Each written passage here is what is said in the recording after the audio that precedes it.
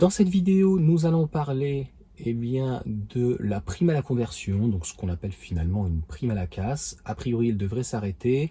Ce qui est certain, c'est que le budget alloué, on va dire d'une manière globale, c'est à peu près 1,5 milliard, parce qu'au départ c'était entre 500 et 700 millions et ça n'a fait qu'augmenter. Donc à la transition écologique, normalement ça prend tout en compte, hein. Ou alors si c'est que la voiture, il y a dedans la prime à la conversion, enfin le bonus, il y a aussi donc les crédits d'impôt sur les bornes, et puis que ça soit pour les privés, enfin pour le public, enfin, pour les personnes individuelles ou quoi que ce soit, et aussi très certainement pour les flottes, les entreprises, etc. Donc là, gros coup de rabot, il l'explique d'ailleurs, Caradisiac, les informations, on parle de 4000 à passer à 3000, donc le bonus. Pour le moment, on parle pas trop donc du super bonus, c'est ce qui resterait de 7000. Au final, malheureusement, les gens s'intéressent assez peu. La populace, on va dire, je suis désolé, voilà, la population, les 50% en fait qui n'ont pas forcément les moyens et qui pourtant sont les plus aidés, ne s'intéressent pas finalement à la voiture électrique, et ça a assez un peu pas un gros impact en fait les 7000 euros, ce qui a coûté excessivement cher, et on y reviendra d'ailleurs donc sur la prime à la conversion qui finalement n'a pas coûté trop cher, hein. C'est ce qu'ils expliquent en fait dans l'article, c'est essentiellement le crédit, en fait le leasing social. Alors le leasing social, a priori il va revenir, bon pas 100 000 véhicules, a priori toujours dans les 150 euros, ça fait très populaire, voilà, donc le leasing social.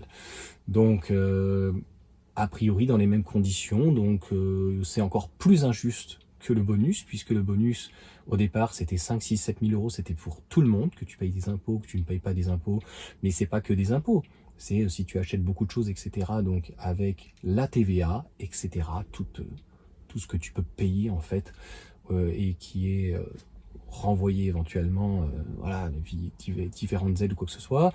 Certes, ça sera pour les travailleurs, mais ben, ça va bénéficier que à certaines conditions. Ça, l'État sait très bien faire. Plein de conditions. Donc, dites-moi ce que vous en pensez. Moi, c'est pas faute de faire des vidéos depuis maintenant donc quelques mois et d'expliquer qu'il y a des magnifiques opportunités, qu'il y a des personnes qui ont acheté des véhicules qui valaient entre 40 et 50 000 euros pour 20 ou 30 000 euros, entre les ZFE des régions ou des villes, plus le bonus ou le super bonus, plus les aides à la reprise ou quoi.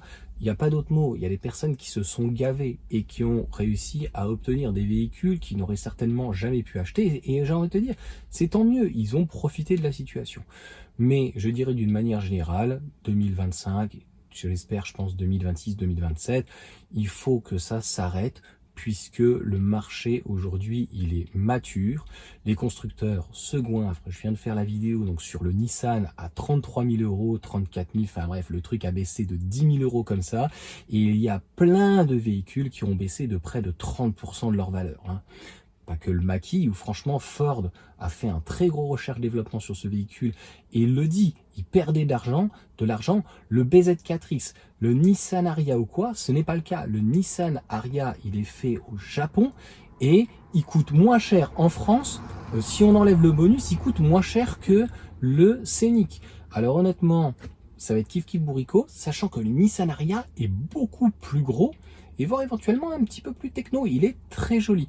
Après, le Scénic est très joli aussi. Donc franchement, pour les deux, ça se tient. Le Scénic, comme il est un petit peu plus léger et un peu plus petit, il a, je pense, très certainement une meilleure WLTP, une meilleure consommation.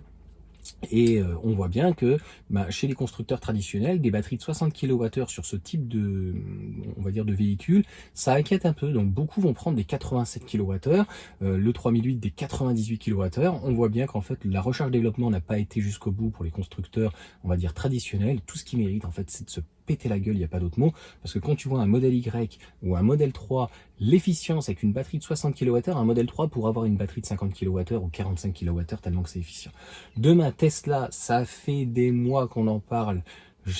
On attend une compacte. Demain, ils te font une compacte, un véhicule de 4,30 m, 4,40 m avec l'efficience que le véhicule a, entre le rotor bobiné, entre la batterie qui est en LFP et qui franchement fonctionne très bien, et vraiment l'entièreté de la gestion et on va dire du CX et de la manière où ils savent gérer. franchement, ils vont tout péter. Voilà pour cette vidéo. L'année prochaine, de toute façon, je ne sais pas si ça sera l'apogée, mais ça sera en fait concrètement l'apogée du véhicule électrique quand on aura arrêté toutes les aides et que l'État arrêtera d'intervenir sur un marché. C'est pas comme ça, en fait, à mon sens, qu'on vient aider une industrie. C'est du protectionnisme à 2 balles et à un moment donné, on va avoir le retour de bâton. On le voit bien, par exemple, avec BYD, ils vont arriver, de toute façon, il y a l'Atto 3, il y a le Dolphin, hein, il va y avoir les autres plus petits véhicules, etc. Et puis la Silgul, mais il va y avoir aussi leur compact de 4,63 m quand même. Je pense que ça va envoyer du pâté.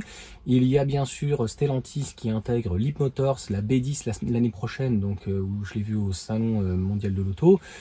A priori, on va être entre 25 et 28 000 euros. Donc, qu'est-ce qu'il y aura en face? Ben, ça va être très dur et c'est pour ça que finalement le bonus a été là, non pas pour soutenir notre industrie, mais pour s'empiffrer et que finalement voilà, on laisse un petit peu de temps, tu vois. Donc c'est comme d'habitude dans notre société. Voilà, on pense qu'on peut tout régler avec l'argent. On donne de l'argent, on donne de l'argent dans certains quartiers et il faut faire de la pédagogie. Si on ne fait pas de pédagogie derrière, si on n'explique pas du pourquoi, du comment, à mon sens, c'est comme une épée dans l'eau, ça ne sert strictement à rien. C'est exactement comme lorsque on fait des recherches, quand on fait des politiques de grands travaux, et que finalement, toutes les entreprises ne seraient pas françaises. Donc en fait, c'est avec de l'argent public, mais finalement, les entreprises, tout est délocalisé ou tout est sous-traité, et ça vient, c'est arrivé souvent, ça, Pologne, pays de l'Est, d'autres pays, et au final, l'argent, il part, il s'échappe. Donc le ruissellement attendu, il n'est pas. Pourtant c'est du Keynes, c'est quand même pas compliqué donc à comprendre. Voilà pour cette vidéo explicative. J'espère avoir tout dit et ça évitera en fait d'avoir des remarques ou des reproches. 1 milliard en toute honnêteté, c'est pas grand chose pour l'État. La question est de savoir est-ce que c'est utile. Et je pense que l'État, c'est pas compliqué à un moment donné, il regarde tous les budgets. Ce qui est dommage, c'est que il y a énormément de fraude à la sécurité sociale, à plein de choses. Et bon, est-ce que voilà, si on attaque certaines aides, il faut aussi peut-être attaquer les autres. C'est ce qui me fait dire que peut-être les 7 000 euros resteront et ne seront pas rabotés forcément, puisque la prime, je trouve que c'était une bonne chose. En toute honnêteté, je pense que s'il y avait il avait fallu mettre une aide, c'était vraiment une aide à la conversion. Et logiquement une seule fois. Parce que, notamment, je sais que Guy, il a réussi à l'avoir 2 fois. Normalement, c'est qu'une seule fois. Donc en fait, pour un foyer, une seule fois, on te met le paquet, on te donne même 5 000 euros. Le seul avantage que ça va avoir, par contre, et ça sera la fin donc, de cette vidéo, c'est que le marché de l'occasion, non pas va s'effondrer, mais va redevenir un petit peu plus accessible, si on peut dire, parce que toutes les voitures qui étaient à 1000, 2000 balles, en fait, partaient à la prime à la conversion, prime à la casse, et au final, ça faisait monter énormément les prix. Donc ça va faire baisser le prix des véhicules thermiques, tant mieux, et aussi le prix de véhicules électriques qui vont arriver très prochainement. Enfin, ça, aujourd'hui, le bonus, c'est plutôt lui qui fait baisser en fait le prix des occasions. Donc plus il y a de véhicules grâce au bonus et plus le bonus vient en fait pallier en fait au prix et plus les véhicules d'occasion récentes, 1 an, 2 ans, c'est pas que c'est compliqué, c'est qu'il faut baisser son prix pour être en corrélation finalement avec le marché, parce que sinon les gens partent très souvent sur un véhicule neuf, puisque avec toutes les aides c'est beaucoup plus intéressant. Voilà pour cette vidéo en tout cas, bonne journée, bonne soirée à tous.